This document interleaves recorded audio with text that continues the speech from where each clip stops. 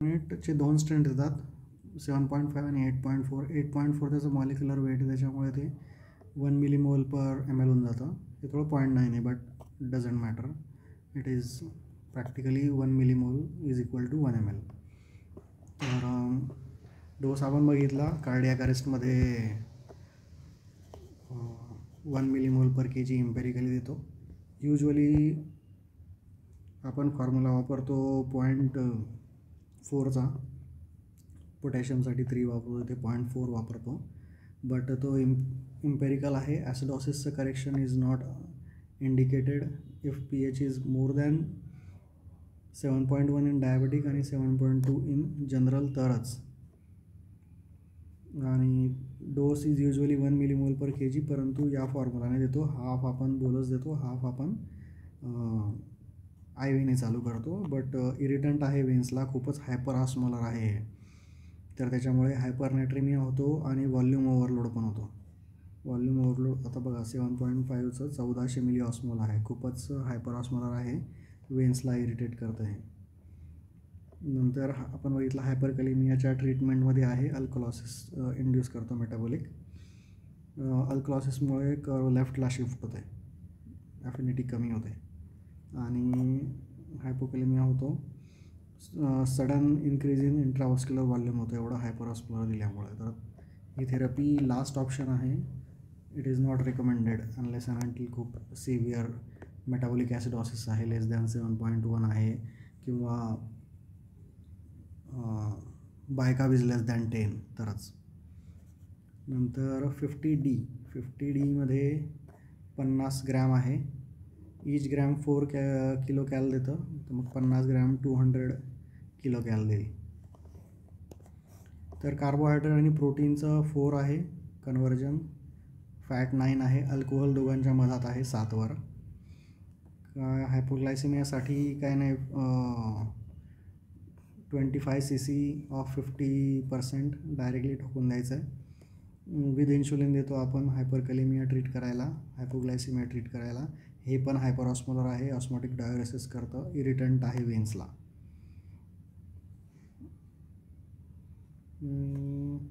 हां ठीक आहे. कार्बन डायऑक्साईड प्रोड्यूस होईल, व्हेंटिलेटरी रिक्वायरमेंट वाढेल.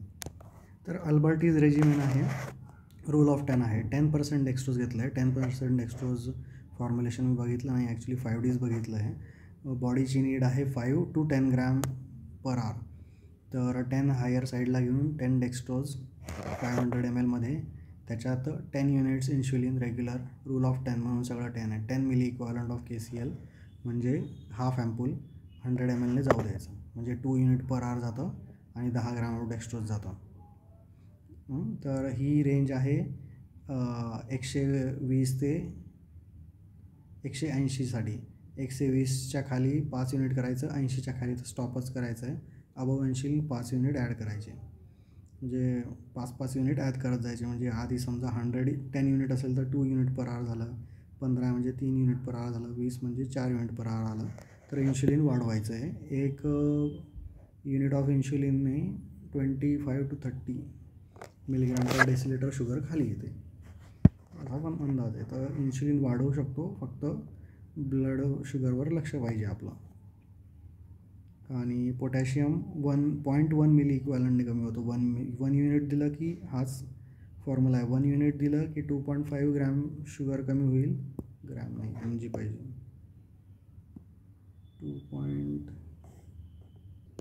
2.5 mg आणि 0.1 मिली इक्वॅलंट, किंवा 10 युनिटने 25ने शुगर खाली येईल आणि 1 सोडियम खाली येईल. तर इथे आपण 10 युनिटचा बोलच देतो आहे, म्हणजे जर 0.1 पकडलं तर 1ने पोटॅशियम खाली येईल असं बाबा. तर 1 युनिटने 0.1 आहे, तर इट इज क्वाईट सिग्निफिकंट. तर 10 युनिटने 1 खाली येईल हायपरकॅलेमिया. आणि शुगर तर ठीक आहे, आपण शुगर सप्लिमेंटच करतो आहे डायरेक्टली. शुगर 250ने कमी होईल, पण आपण 500 देतो आहे. शुगरचं महत्त्व नाही आहे, मेनली पोटॅशियमचं महत्त्व आहे हायपरकॅलेमियामध्ये. तर कॅल्शियम आपण बघितलं, क्लोराईड नाही आपल्याकडे, ग्लुकोनेट आहे. ग्लुकोनेटमध्ये 1/3च आहे, तरी 10% असतं ते, तर 100 mg ग्लुकोनेट तर 90 mg कॅल्शियम असतं